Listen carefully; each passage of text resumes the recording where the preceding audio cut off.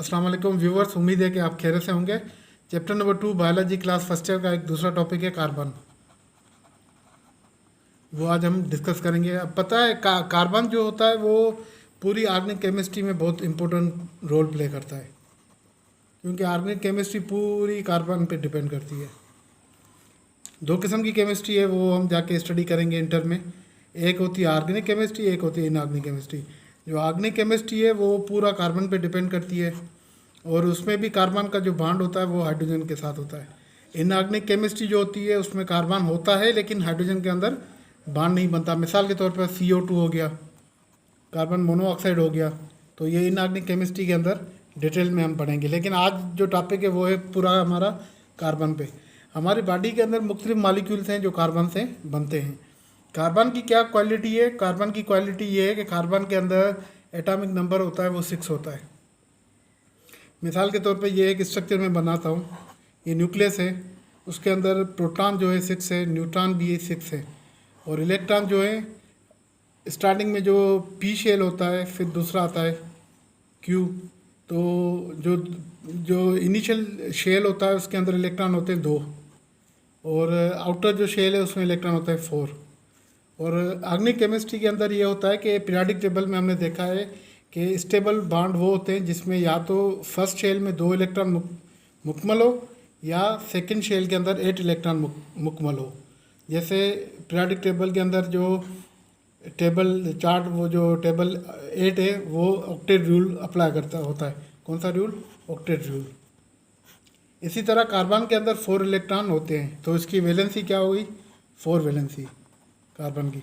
अब कार्बन को 4 हाइड्रोजन चाहिए उसकी वैलेंसी मुकम्मल करने के लिए। 4, एक इलेक्ट्रॉन यहाँ पर है, एक इलेक्ट्रॉन यहाँ पर, एक इलेक्ट्रॉन यहाँ, एक इलेक्ट्रॉन यहाँ। तो इसको अगर इलेक्ट्रॉन एक हाइड्रोजन ने दिया यहाँ से, एक यहाँ से दिया, यहाँ से दिया और यहाँ से दिया, तो ये इसकी वैलेंसी 8 होगी। तो ये पूरा एक स्ट्रक्चर बन जाएगा जिसको हम कहते हैं मीथेन। ऑर्गेनिक केमिस्ट्री के अंदर दूसरे बॉन्ड होते हैं, 2 किस्म के बॉन्ड होते हैं। एक होता है आयोनिक बॉन्ड, एक होता है कोवेलेंट बॉन्ड। आयोनिक बॉन्ड जो होते हैं वो इलेक्ट्रॉन या तो लूज कर होके देते हैं या शेयर हो गेन होके, लूज या गेन की तरह बॉन्ड बनाते हैं, ठीक है। और कोवेलेंट जो होते हैं उसमें शेयरिंग होती है। जैसा कि मीथेन में हमने समझा है कि इलेक्ट्रॉन जो होते हैं हाइड्रोजन वो भी यहाँ आता है, इसका भी यहाँ आता है। ऊपर से जो हाइड्रोजन यहाँ जिस जगह पे, यहाँ से भी यहाँ आता है, तो यहाँ नीचे से भी यहाँ आता है। तो ये पूरा इसकी वैलेंसी 8 हो जाती है। तो ये कार्बन मीथेन स्ट्रक्चर बनाता है। तो ये कार्बन मुख्तलिफ किस्म के स्ट्रक्चर्स बनाता है। कार्बन मुख्तलिफ किस्म की चेनें भी बनाता है। जैसे एक लीनियर स्ट्रक्चर जैसे बनता रहता है, ब्यूटेन हो गया, 4 कार्बन है, 1 2 3 4, तो उसको हम ब्यूटेन कहते हैं ऑर्गेनिक केमिस्ट्री के अंदर। और ये लीनियर स्ट्रक्चर हो गया कार्बन का, लीनियर। और दूसरा एक स्ट्रक्चर होता है ब्रांच। ब्रांच में ये होता है कि कार्बन जो है मुख्तलिफ किस्म के बॉन्ड बनाता रहता है। यहाँ कार्बन अटैच हो गया, यहाँ हाइड्रोजन हो गया, यहाँ हाइड्रोजन हो गया, फिर यहाँ कार्बन हो गया, यहाँ हाइड्रोजन हो गया। तो ये पूरे स्ट्रक्चर ब्रांच होता है। और दूसरा साइक्लिक होता है। साइक्लिक में ये होता है कि कार्बन पूरा अटैच्ड होता है, फिर यहाँ पर हाइड्रोजन, यहाँ हाइड्रोजन, यहाँ हाइड्रोजन।